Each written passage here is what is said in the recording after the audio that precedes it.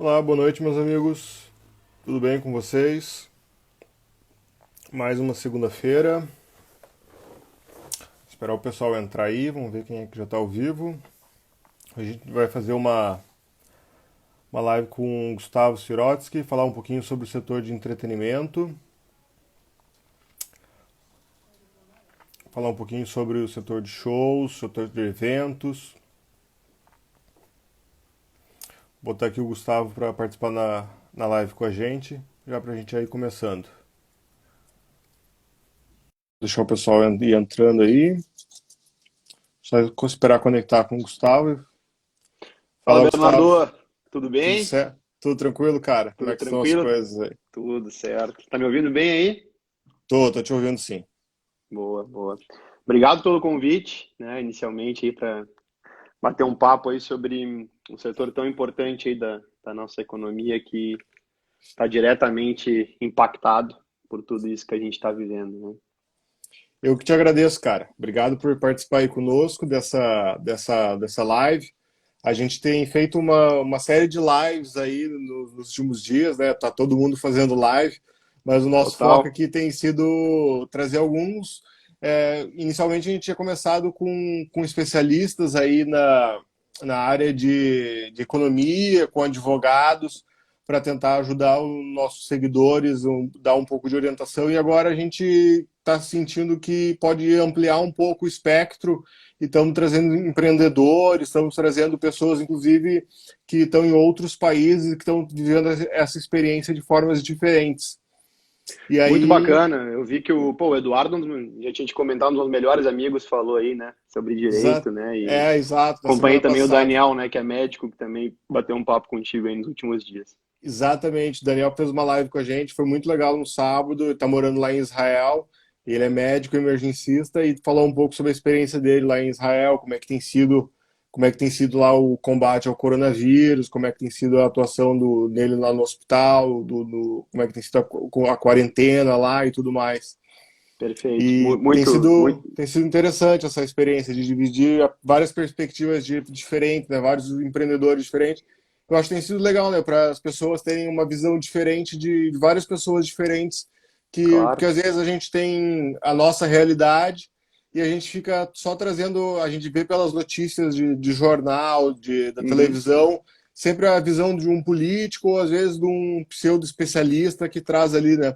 Mas é legal a gente ter uma visão da vida real, assim, de diversos segmentos, de diversos empreendedores que estão no dia a dia da vida real vivendo isso, né? E é legal Sem para a gente se dúvida. relacionar e trazer uma experiência de vida mesmo, né? De como é que as pessoas estão Como atravessando essa funciona. fase, né?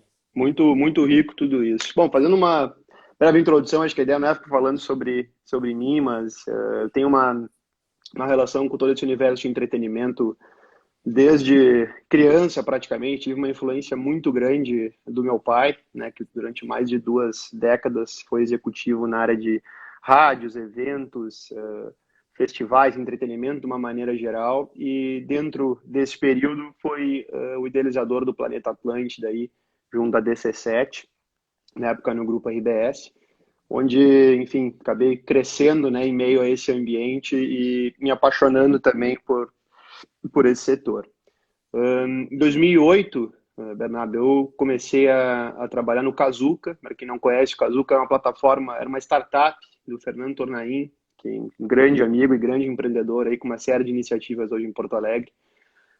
Trabalhando durante 4 anos no Kazuca, onde depois eu tive um convite para ir para a RBS Eventos, que era a produtora do grupo RBS, onde ali a gente teve a oportunidade de trabalhar na produção de grandes shows internacionais, que é uma escola incrível para mim. Rolling Stones, Paul McCartney, Elton John, Shakira, no Planeta Atlântida, Offspring, Wiz Khalifa, Jason Mraz, Phoenix, Soulja, Sublime with Rome, enfim, uma série de shows que foi fantástico, todo esse aprendizado, onde em 2016 eu decidi empreender, né, com a Maia Entretenimento, que é uma das empresas parceiras hoje do Pepsi On Stage, segue vinculada ao Planeta Atlântida, hoje atuando na direção artística do festival junto a um grande grupo. Uhum. e junta vários outros festivais no Brasil, como Curitiba, no Paraná. Nós trabalhamos junto ao Planeta Brasil, em Belo Horizonte, durante vários anos. Festival de Verão de Salvador, que é um dos grandes festivais do país. Encontro das Tribos em São Paulo. E é algo muito bacana que tem acontecido com a gente nos últimos tempos. E paralelo a isso, também sou uma produtora de atuação no show nacional e show internacional no Brasil. E voltando ao nosso tema principal, né, Bernardo?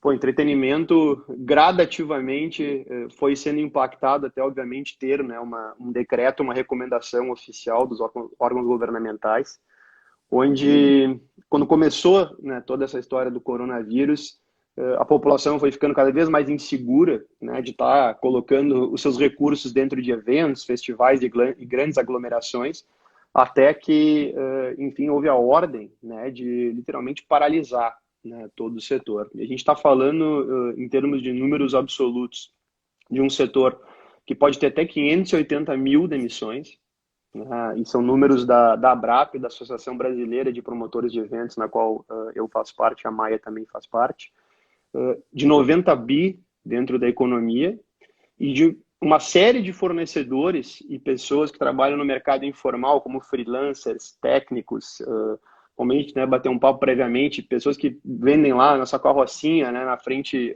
de grandes estádios, de casas noturnas. Todas essas pessoas que não têm nenhum tipo de garantia, como às vezes um CLT pode ter num período Sim. desses, não tem muito ao que recorrer, né? Então a E, gente... E esse é um Pode falar. setor que como tá, com esse problema agora que a gente está passando, não tem um horizonte de retomada daqui 30 dias, 60 dias, né? É bem incerto, né? Porque para grandes aglomerações, que precisa grandes eventos, shows, é bem complicado a certeza de quando vai ser a retomada, né? Então, não, mesmo com esses programas de incentivo do governo para você manter o emprego, não se aplica para o setor de entretenimento, né? Até pela forma de contratação, que é contratações para os eventos, esses tipos de programas para eventos, esse tipo de programação de incentivo não afeta vocês, né? Me corrija se eu estiver Sim, errado. não, sem dúvida, sem dúvida, mano. A gente brinca, né? Brinca para não falar de tragédia, mas entre o mercado que nós somos os primeiros a parar e possivelmente sejamos os últimos a voltar, né, às atividades, porque a gente entende da mesma maneira que gradativamente as coisas foram paralisando, tudo também deve voltar ao normal e a gente espera que, né, que os responsáveis consigam encontrar um denominador comum tanto para o âmbito da saúde e para o bem-estar das pessoas, que sempre vão estar em primeiro plano, quanto para a economia, que também não pode parar e causa um prejuízo incalculável, que a gente não sabe qual é o tamanho ainda. Mas, por exemplo, o calendário esportivo, né, campeonatos nacionais, campeonatos estaduais, eles ainda têm a capacidade de acabar voltando inicialmente com portões fechados. Um show, um evento, uma casa de espetáculo não consegue sobreviver com portões fechados, né? Então, essa falta de perspectiva para esse setor é algo realmente preocupante no curto prazo, né? Sem dúvida. E então assim, a gente pode até listar, poxa, Lollapalooza, todos os Lollapaloozas da América Latina, Brasil, Argentina, Chile, Glastonbury na Inglaterra, um dos festivais mais tradicionais do mundo, Coachella nos Estados Unidos, feiras de congresso ao redor do mundo, como o South by Southwest, museus do Louvre, Museu do Prado, a Broadway, festivais nacionais aí como o Curitiba e o Encontro das Tribos são festivais que nós estamos trabalhando, né, em conjunto, todos postergados para o segundo semestre. Então, a gente realmente espera que a gente possa trabalhar junto a eles no segundo semestre, né? A gente tem essa perspectiva, né? Sim, mas provavelmente no segundo semestre teriam outros eventos que já estavam na agenda que não vão acontecer, né? Sem Porque dúvida. esses eventos que aconteceriam agora no primeiro semestre, ok, foram reprogramados para o segundo semestre, mas os eventos que aconteceriam no segundo semestre não vão acontecer, né? Porque não tem como ser. Tem um espaço limitado de eventos, de orçamento para acontecer. Não tem como, no setor de entretenimento, né, não tem como você voltar atrás e resgatar, né? Não tem como você fazer queima de estoque, né? Não tem como você fazer esse tipo de de atividade, né? Não tem como Zero. você recuperar o tempo perdido, né? Então, isso Exatamente. é uma crise, digamos, que afeta muito especialmente o setor de entretenimento e que isso não vai ter como recuperar esse tempo perdido, né? Exatamente. E, né, além de entretenimento, turismo, né, Bernardo? Vamos pegar aí hotelaria, né, tudo que acaba tendo vinculado, né, e ao redor desse setor está diretamente impactado, né, com isso. Então, a gente realmente espera que a gente possa estar voltando às atividades. Algumas produtoras estão tendo uma projeção aí de agosto, setembro, né, tá podendo voltar às suas atividades, mas ninguém tem bola de cristal, né? Sim. Então, a gente realmente está com uma perspectiva de retorno às atividades, mas monitorando o dia a dia muito de perto. E um fato curioso é que muita gente deve pensar, né? Pô, mas as experiências ao vivo, o show, o futebol não estão acontecendo, então o streaming deve estar bombando, né? Poxa, Spotify, Deezer, Apple Music, e uma série de outras plataformas que podem oferecer música, um consumo de música. Pelo contrário, né? Teve um estudo da World Business Wide na semana passada que comprovou que o consumo de música diminuiu nas últimas 2 semanas. Ou seja, a gente está falando que mais do que nunca, comprovadamente, está sendo comprovado que o consumo de música ele é um produto out of home, quando as pessoas estão em deslocamento, muitas vezes consumindo isso no seu expediente, ou até mesmo em grupo, né? Reunidos, Uhum. todas situações que a gente não está podendo fazer neste momento, Sim. né? Então, ao contrário do audiovisual, né, que a gente está enxergando as lives bombando, explodindo mais do que nunca, e números absurdos de Gustavo Lima, Jorge Mateus, uma série de artistas nacionais que estão podendo fazer as lives, né, já que não pode não Sim. acontecer os shows. Então, mas é engraçado esse dado que acho que todo mundo esperava, até eu mesmo esperava, pô, o consumo de música em casa, né, na casa das pessoas vai explodir. Pelo contrário, né, teve uma queda de 12% no consumo de live streaming no Brasil. E tu acha que isso tem a ver com o fato de que esse setor é um setor que se retroalimenta muito? Então, se as pessoas elas se não estão no show, não têm o contato com o artista, os programas os eventos na TV não estão acontecendo, as atividades, os próprios artistas, né, não estão fazendo os eventos, né?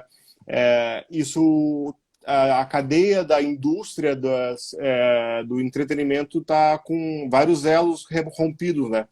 Então isso de uma certa forma a cadeia desse momento também ela está tendo que se reinventar enquanto o trem está descarrilhando, né? Sem Então dúvida. isso está tendo um processo nesse momento a indústria do entretenimento, né? E vocês que estão na indústria de eventos e entretenimento também estão tendo que se adaptar nesse momento, né? Muito. Toda a indústria tá se readaptando a um cenário que é sem precedentes, né, Bernardo?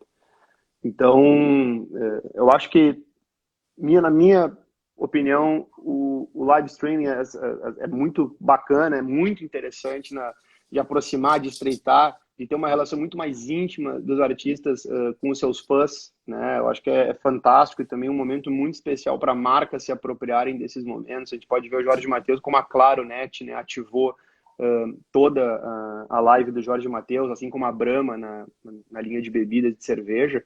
Então, acho que pode, dentro de toda a crise, estar abrindo novas oportunidades, assim como em outras crises que a gente já viveu no passado, a quantidade de empresas que já surgiram, né, em função disso. E vale a gente destacar iniciativas que estão acontecendo, como nos Estados Unidos existe uma plataforma chamada Stage It, né, que é uma empresa, é uma startup onde o artista pode escolher o que tocar, quando tocar e quanto cobrar, né, dentro da sua apresentação online, e conseguir, inclusive, limitar o número de pessoas, né, tentando se aproximar ao máximo do que seria uma experiência ao vivo. E em 2 semanas, essa plataforma fez todo o faturamento dos últimos 2 anos. Caraca. É incrível os números, o que aconteceu. Então, são cases, né, e referências que a gente acaba tendo, poxa, mas sabe que estão acontecendo oportunidades dentro do music business, onde a gente pode estar tirando proveito. Aí no E aqui no Brasil aqui tem Brasil tem cases disso acontecendo também? vários, tem a Clap.me, tem a NetShowMe, que são empresas feitas de artistas para artistas que dão todo o passo a passo de como fazer a sua live, né, a sua transmissão. Existe uma iniciativa que envolve até um artista aqui do Rio Grande do Sul, que é o Vander Wilner, que é o Ao Vivo em Casa, né, ele está trabalhando muito bem dentro dessas iniciativas de lives. E, enfim, é incrível ver como também está acontecendo algumas oportunidades muito bacanas. Mas, ao mesmo tempo, eu acho que isso não vai substituir a experiência ao vivo, né? Acho que não é, como, por exemplo, foi da indústria fonográfica para a indústria de live streaming, né? De streaming, aliás, como Spotify, como Deezer, como outras ferramentas. Mas eu acho que isso não vai substituir aquela experiência sensorial de tu ir a um festival de música, de tu ir a uma casa de espetáculo, aquele show incrível que tu estava com os teus amigos naquele específico momento. Então, por outro lado, eu acho que as coisas são mais complementares do que substituíveis, né? Sim. É. Então, eu realmente acho que isso pode mudar muito mesmo a relação do artista com os fãs, com as suas comunidades. Isso é um tema que tem se debatido muito hoje em dia, né? Por exemplo, eu sou da área do comércio, eu tenho loja de rua. E Uhum. muitos comerciantes têm discutido sobre o e-commerce, sobre serviços online e como que vai ser o comportamento dos consumidores depois desse período de choque, né? Onde nesse momento eles estão sendo obrigados a fazer muita coisa à distância, né? Uhum. Comércio, reunião, enfim, teleconferências, trabalhar à distância e muitas experiências online, né? E se depois que a gente voltar à normalidade, quantos por cento das pessoas vão se manter à distância? Quantos por cento das Sim, pessoas vão continuar, por exemplo, no caso do entretenimento? Quantas pessoas vão preferir continuar no Netflix ou vão preferir voltar aí ao cinema? Quantos por cento vão preferir sem dúvida. ficar assistindo um show nesse Staged e quantas pessoas vão voltar para as arenas físicas para viver aquela experiência única na vida delas, né? Quantas pessoas vão voltar a usar os aplicativos de compra em supermercado, aliás, vão continuar usando os aplicativos de compra no supermercado e quantas vão voltar a ir no supermercado, porque é passear e Sem tal, dúvida, ou sem vão passear dúvida. no shopping e tal. Então, isso é um momento de mudança de paradigma, né? E Com também de certeza. questionamento para todos os empreendedores, né? De repensar o seu business model, de pensar no que está acontecendo no mundo inteiro e de pensar tudo, né? É um grande Muito. desafio, né? É um grande desafio para todo mundo, né? Eu, enfim, acabo participando de um negócio que é uma casa de espetáculos, né? Que é o Pepsi On Stage, aqui em Porto Alegre. E a gente está todo dia, né, rebatendo entre os parceiros, entre os sócios, junto à própria companhia aí, que já é um casamento aí de 15 anos, né? Junto à Ambev, junto à PepsiCo. E como a gente inovar dentro de todo esse cenário de incertezas que a gente está vivendo e visando o futuro, né? Visando também qual é a melhor maneira de se apropriar desse novo cenário digital que possivelmente esse isolamento social pode estar nos proporcionando, né? E acho que o negócio que tu comentou no começo, Bernardo, sobre a gente ter mais do que nunca, uma sobreposição de eventos esse ano. Eu acho que vale reforçar isso para todo mundo, tanto para os consumidores quanto para quem faz evento e produz evento. Normalmente algo que talvez possivelmente aconteça mais em São Paulo, por ser o maior mercado do Brasil, mas a gente vai ter dentro de um calendário de 12 meses, de 10 meses, porque janeiro e até o final de fevereiro todo mundo que trabalha nesse mercado operou de maneira normal, Uhum. mas a gente vai ter um calendário de eventos que era de 10 meses dentro de possivelmente 3, 4 meses, né? A gente não tem nem a certeza disso. Então a gente vai ter literalmente vai ter que ser, o público vai ter que ser muito mais seletivo, né? Provavelmente a gente vai ter muitos eventos acontecendo no mesmo dia, né? Em todos os mercados do Brasil. Então isso eu acho que todo mundo tem que estar muito atento a isso e poder tirar né, o melhor proveito, né, dessa situação. E não só eventos de entretenimento, como eventos corporativos também, né? Com certeza. Que tu trabalha mais na parte de eventos de entretenimento, né? Mas tem todo Uhum. um segmento de eventos de corporativos também que roda também uma economia e muito forte, né? E aqui em Porto Alegre a gente não tem turismo, né? A gente tem essa parte de entretenimento e a gente tem também essa parte de turismo de negócios, que a gente pode chamar assim, né? Mas Muito. mais voltado para o público interno e um pouco que a gente traz do interior e tal, né? Quem que é o teu público do entretenimento? É o porto-alegrense, ou dos eventos de Porto Alegre e do interior? Como é que é a característica de Claro. perfil? A maioria dos eventos, dos shows que nós realizamos são mais concentrados na região sul, né? A maioria da capital é Porto Alegre, Florianópolis, e quando nós trabalhamos com turnês, nós tínhamos duas agora já marcadas para o primeiro semestre, que foram adiados para o segundo semestre, que era o Sublime with Rome e o Ben Harper, são turnês que rodam o Brasil inteiro, né? Então o Uhum. Sublime, no caso, era uma turnê que acontecia em Curitiba, em São Paulo e em Brasília, e o Ben Harper, que é uma tour operada junto a parceiros, onde nem todos os shows são nossos, mas Uhum. era em São Paulo, Rio de Janeiro, Belo Horizonte e Curitiba, onde Curitiba é o festival que nós estamos trabalhando em conjunto. Então a gente acaba tendo uma atuação nacional, principalmente junto a turnês de artistas internacionais e a festivais que nós trabalhamos, né, paralelo a isso.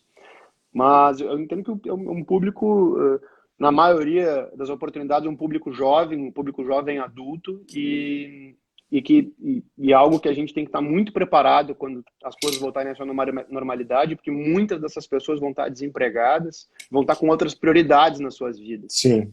né? Então, ao mesmo tempo que a gente faz o apelo, Bernardo, e isso vale para todo mundo, assim, poxa, como é que eu posso ajudar o artista que eu sou fã, ou quero ajudar aquela boate que eu sou amigo do dono e que eu quero, poxa, que ela esteja de pé por muito tempo. É óbvio, né? Aquelas pessoas que puderem não pedir o reembolso dos seus ingressos, a gente está incentivando a todo mundo. Pessoal, aguardem, porque os eventos vão acontecer, os artistas vão ter os seus shows reagendados, os eventos, sejam as festas, seja qual o produto, né, de entretenimento que for.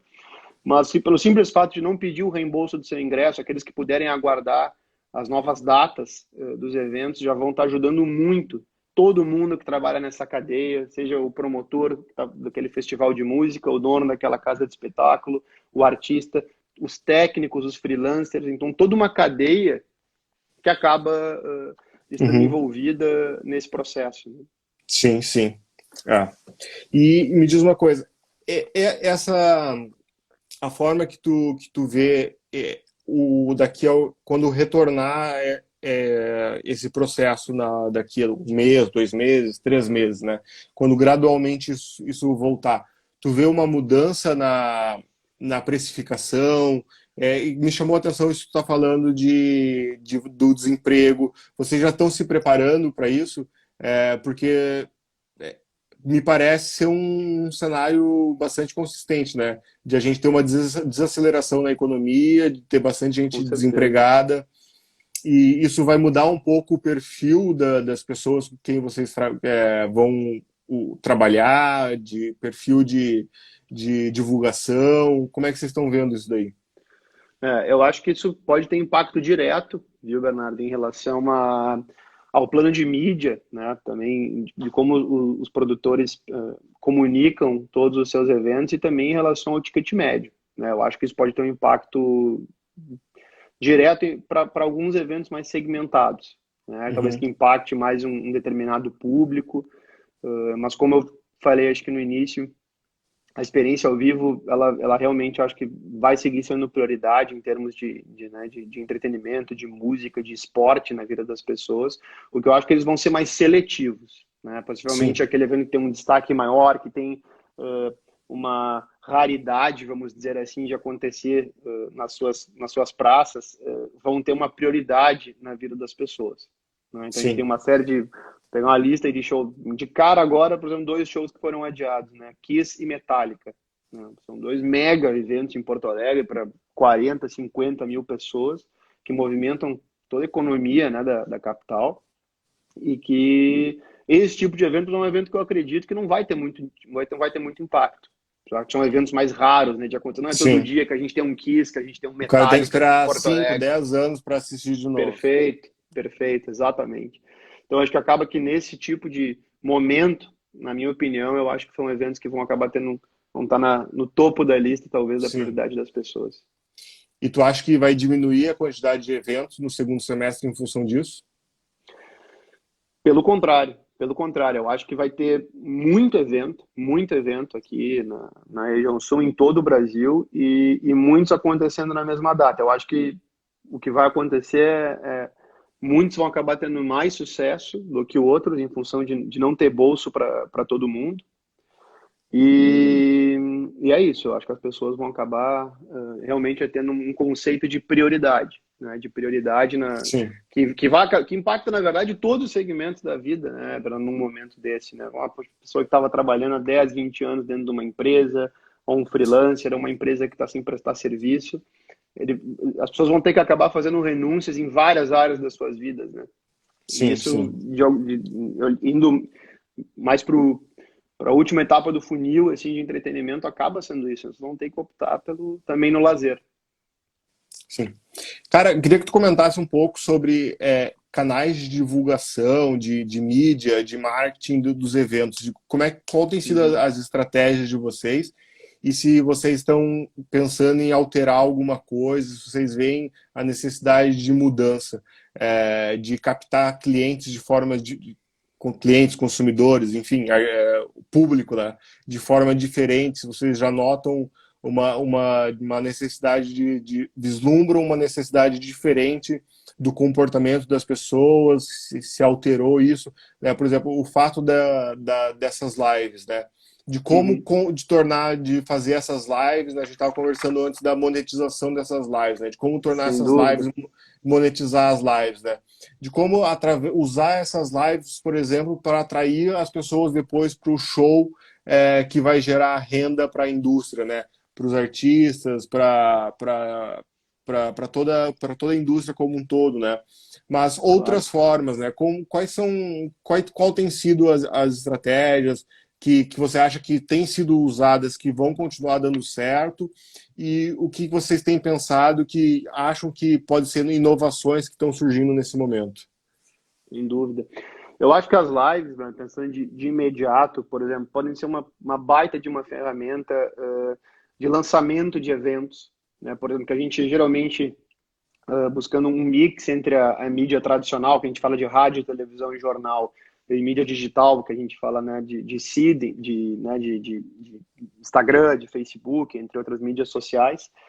Eu acho que as plataformas de lives, as lives podem possivelmente estar lançando muitos eventos, elas podem estar proporcionando para todo mundo que estiver somente naquela experiência ao vivo uma venda de merchandising dos artistas, que é uma outra fonte de receita, né, que não é ingresso, que não é bebida e alimento e que não é patrocínio.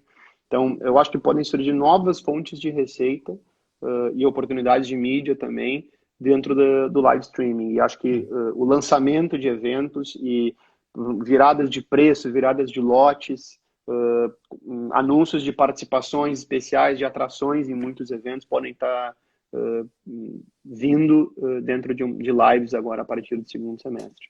Legal. Sobre divulgação, sobre marketing, o que funciona melhor na promoção dos eventos de vocês? O que é a bala de prata ou não tem bala de prata? Ainda é a mídia tradicional, é jornal, é rádio, é televisão, é muito investimento em marketing digital. Como é que tem funcionado para vocês até então? E vocês ou agora vai mudar tudo? Vocês ainda estão analisando isso? Uhum. É muito cedo ainda? Eu acho que isso é muito caso a caso, sabe, Bernardo? Tem cada show, ele às vezes fala para um determinado tipo de público, para um nicho, para determinado segmento, sabe? Tem show que literalmente conversa para um público que nem, sabe, escuta rádio, que nem vê televisão, sabe? Vou dar um exemplo de K-pop, né, que é o pop coreano, né, Uhum. que é um nicho absurdo, estou completamente estourado em todo o mundo, né, tem o BTS, né, que é uma boy band de música Aham. coreana, fez um show no Allianz Parque, né, cara, em São Paulo, né, 2 Allianz Parques, se eu não estou enganado, e a gente teve uma experiência com um grupo aqui ano passado, chamado KARD, né, KARD, onde a gente não teve um real investido em mídia tradicional, literalmente Instagram Ads e Facebook Ads, onde, inclusive, a gente entendeu que os fãs davam mais valor para um full experience com a banda, por exemplo, tinha ingresso para meet and greet com a banda, né, para poder conhecer a banda no camarim. Tem muito artista que Uhum. anda trabalhando isso hoje em dia, né? E ingresso para fazer um high five, literalmente, apertar a mão do artista, algo que eu nunca tinha visto na minha vida. Eu vi lá, tinha 1.400 pessoas e uma grande parcela dessas pessoas pagando, né, o ingresso de full experience, né? E aí vai muito ao encontro do que a gente, de onde pode vir a live dentro desse processo, né? E como ela pode ficar mais exclusiva, mais direcionada aos fãs. Daqui a pouco ela parar de ter música, né? Porque não ter diálogo, né? Com a oportunidade que às vezes que as pessoas têm de estar conversando com o seu ídolo, né? Ou com a sua banda favorita, né? Então eu acho que essa experiência, esse full experience vai cada vez ter mais valor dentro do Sim, entretenimento, mais do que nunca. Então eu acho que é muito por aí, mas cada artista tem o seu segmento. Pô, tem um show tradicional, show do Lulu Santos. Show do Lulu Santos, talvez é uma mídia mais tradicional, um público um pouco mais adulto, né? Vai ter rádio, vai ter televisão, vai ter jornal. Ele também vai ter um pouco de mídia digital, porque o público adulto mais velho também, né? Obviamente está uhum. nas redes. Sim, Mas eu acho que cada show é verdade que é um novo negócio, né? A gente tem que sim. olhar para ele com a maior profundidade possível e tentar fazer do limão uma limonada. Sim. É, falando dessa live, daquele stage que você estava falando, né, Uhum. nessa questão de personalizar experiências, né?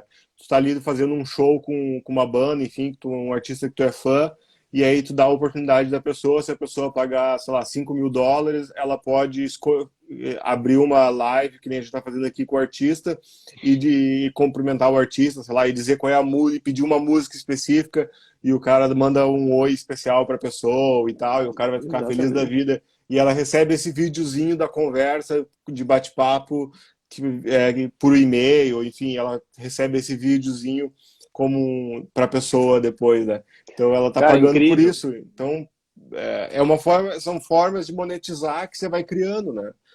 Exatamente. Exatamente. Cara, é incrível. Assim, pô, não viu? Eu sabia da existência do Staged, mas me chamou mais a atenção agora, né? Porque acabou ficando muito em evidência em função do isolamento social. Poxa, me deu até um negócio. Como é que eu não tive uma. Queria eu ter tido essa ideia, né, cara? Há um tempo atrás, e, pô, porque é fantástico, né? E aí tu vai ver a lista de artistas, assim, não é. Pô, artistas só lançamentos. Tá falando, pô, Jason Mraz já participou. Pô, artistas de muita grandeza, assim, ganhadores de Sim, Grammy, pô, Ellie Goulding, enfim, não me lembro agora absolutamente todos, mas muitos artistas grandes já participaram da plataforma e participam da plataforma, né? E eu acho que a gente pode estar vendo muitos cases desse segmento e tenho certeza que a gente vai tirar muita lição aí desse momento, né? legal, Que a cara. gente que a gente está vivendo poxa, cara, vamos olhar com esperança, sabe? Acho que a saúde, o bem-estar, a segurança das pessoas sempre tem, pelo menos na minha avaliação, tem que estar em primeiro plano, né? A gente espera que os responsáveis, obviamente, por isso, possam estar olhando de maneira macro para que no lado da economia também a gente possa ter uma retomada assim que for seguro para todos. Show. Cara, eu acho que o papo era mais ou menos esse. A gente conseguiu dar um panorama bem legal sobre um pouco do setor de entretenimento, sobre os desafios que a gente está passando agora, dessa indústria, um pouco do que está acontecendo exatamente nesse momento dessa inovação, dessa disrupção, um pouquinho do que está acontecendo de inovações que ainda estão acontecendo, do que está por vir, né? O setor está mudando enquanto a gente está falando aqui, as coisas estão acontecendo nesse exato momento, né? A gente não sabe exatamente quando que as coisas vão se normalizar no Brasil, no mundo, né? No Brasil a gente está recém no começo do choque, da crise, né? A gente na Europa está começando a cair, já a descer a curva, né? Nos Estados Unidos está chegando no pico, então aqui a gente está subindo a montanha russa agora, né? Então é um momento de muita incerteza para todos os empreendedores, para todos os trabalhadores, e o setor de entretenimento não é diferente, né?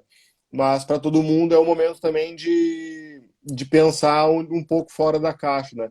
Então, acho que espero que tenha servido aqui um pouco também para inspirar as pessoas a Muito, pensar um pouco diferente também, de ver essa crise como oportunidade também. Vou deixar agora tu dar umas palavrinhas finais aí e já te claro. agradeço a tua participação, cara. Poxa, cara, agradeço muito o convite, Fernando. Foi muito legal mesmo.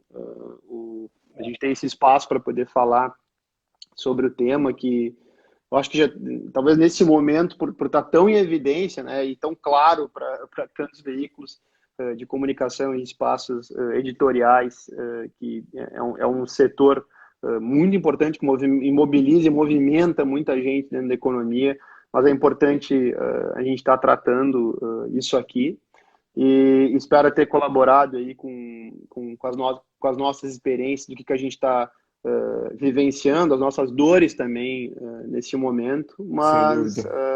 a nossa esperança e a nossa confiança, acima de tudo, que a gente deve estar voltando aí o mais rápido possível e que a gente consiga tirar lições desse momento. Perfeito, cara. Muito obrigado, uma boa noite, que a gente possa voltar aí às atividades e à normalidade o mais rápido possível. Um grande abraço, cara. Boa Uma noite, boa Bernardo. Um noite a todos aí, abração. pessoal. Obrigado. Pessoal, Boa noite a essa todos. live vai estar disponível aí por 24 horas. Vocês podem clicar na setinha ali para encaminhar para amigos, familiares, podem compartilhar nos stories de vocês. E também em breve vai estar disponível no YouTube também, tá? Um grande abraço, boa noite a todos aí, pessoal. Abraço.